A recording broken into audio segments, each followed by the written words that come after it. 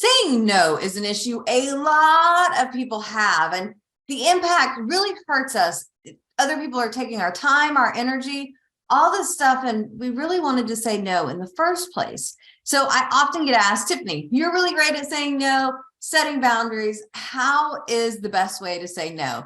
And during our 2022 More Summit, I had the opportunity to interview Bob Burg, known for the Go-Giver, and he shared with us this nice way to say no. And I think having trouble saying no is very human, especially for people who, who feel they are givers and want to help others and want to add value. And there's nothing wrong with that. The only thing that ends up being wrong is when you say no, you say yes out of weakness instead of out of strength.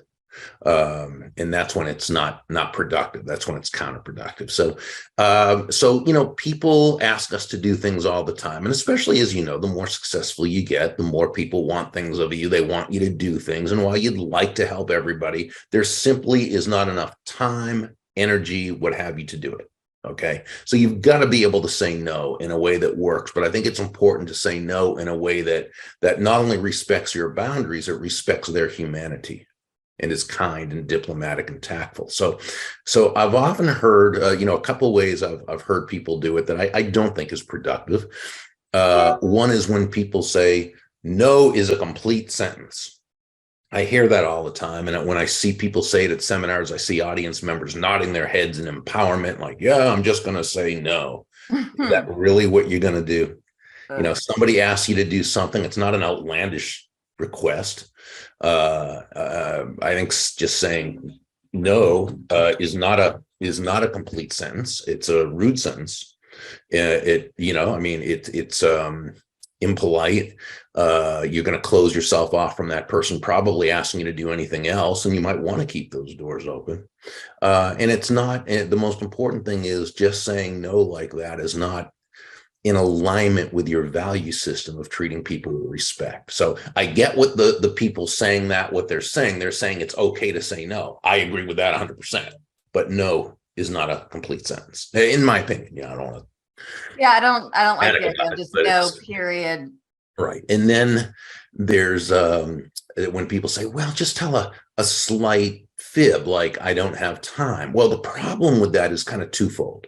One is, it's not that you don't have time. It's that you don't place value in doing that thing that you're being asked to do more than you value not doing it. And that's okay. Again, it's just, but to say I don't have time but here's the thing.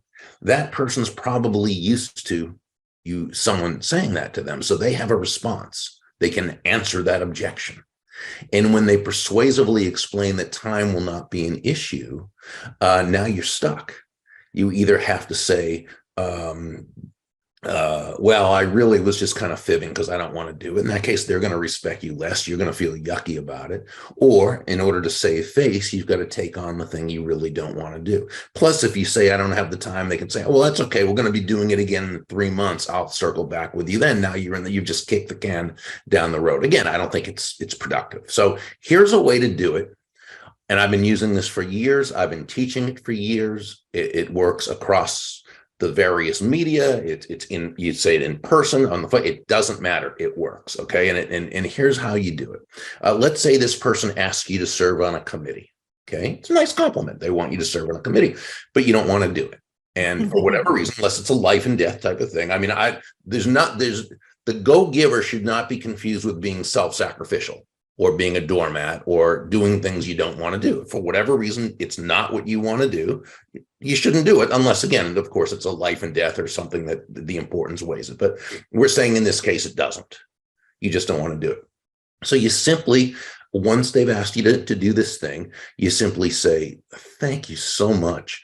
While it's not something I'd like to do, please know how honored I am to be asked. And that's it. Okay. Now, so nice. Yeah, you've honored them. You've let them know you're honored. Okay. You've thanked them.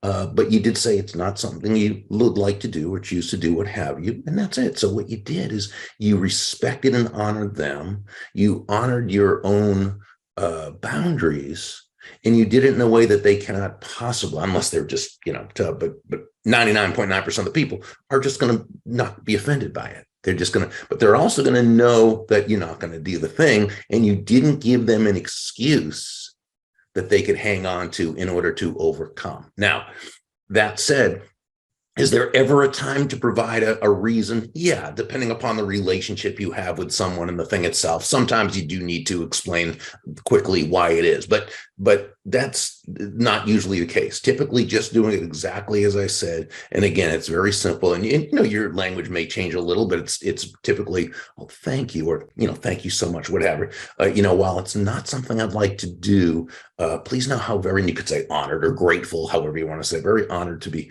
asked. Now, 99 times out of 100, that works right there. But if they are not going to want to take no for an answer at first, or if in the past they know that all they have to do is kind of be persistent and stay on you and you'll give in, if they start, oh, but we really, whatever, don't be defensive. Just have a very neutral look, or a kind, loving look, what have you. Don't interrupt them. Once they've finished, you pause and you simply say, oh, I appreciate it. I'd rather not, but thank you so much again. Boom. And if you'll allow yourself to do that, I am telling you, Tiffanie, you will set yourself free. And I love that. That will save so many people so much time, because that is something I hear all the time. How do I say no? How do I say no? Because everybody's always asking for everything. Mm-hmm. And I think it's important for us, especially entrepreneurs, to protect ourselves, not from a selfish perspective, but we've got to take care of ourselves if we're going to be able to take care of the others in our world. Yeah. Again, there's nothing self-sacrificial about being a go-giver. It's you want it to be something everybody benefits from, including yourself. Thank you so much to Bob Burg for giving us the opportunity to interview him as we talk about how to have more time at the More Time Summit.